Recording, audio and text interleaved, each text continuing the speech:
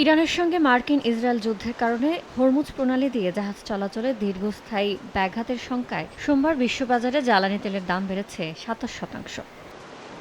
এদিন সকালে প্রতি ব্যারেল ব্রেন্ট ক্রুডের দাম ওঠে $১১৫। ওয়েস্ট টেক্সাস ইন্টারমিডিয়েটের দামও থাকে ব্যারেলে $১১৫। বাজার বিশ্লেষকরা বলছেন, মধ্যপ্রাচ্য থেকে জ্বালানি সরবরাহে বড় ধরনের ব্যাঘাত বিশ্বজুড়ে গ্রাহক এবং ব্যবসার জন্য দাম বাড়ার হুমকি দিচ্ছে। মার্চের শেষ পর্যন্ত যদি হরমুজ প্রণালী বন্ধ থাকে, তাহলে প্রতি ব্যারেল তেলের দাম $১৫০ উপরে উঠে যাবে বলে ধারণা তাদের। মধ্যপ্রাচ্যে দীর্ঘস্থায়ী যুদ্ধ জ্বালানি সরবরাহকে মারাত্মকভাবে ব্যাহত করতে পারে এবং বৈশ্বিক প্রবৃদ্ধিকে ক্ষতিগ্রস্ত করতে পারে। এই আশঙ্কায় বিনিয়োগকারীরা নগদ অর্থের উপর ঝাঁপিয়ে পড়ছেন।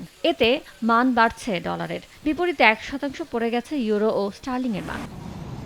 জ্বালানি তেলের দাম বাড়ায় এশিয়ার পুঁজিবাজার বড় পতনের মুখে পড়ে। জাপানের নিক্কে ২২৫ সূচক ৭.৫% পড়ে যায়। হংকংয়ের হ্যাংসেং সূচক ৩% আর অস্ট্রেলিয়ার ASX ২০০ সূচক ৪%-এরও বেশি কমে যায়। দক্ষিণ কোরিয়ার কসপি সূচক ৮.১% পতনের মুখে পড়ে আর চীনের ব্লুচিপ সূচক পড়ে যায় ২.৩%।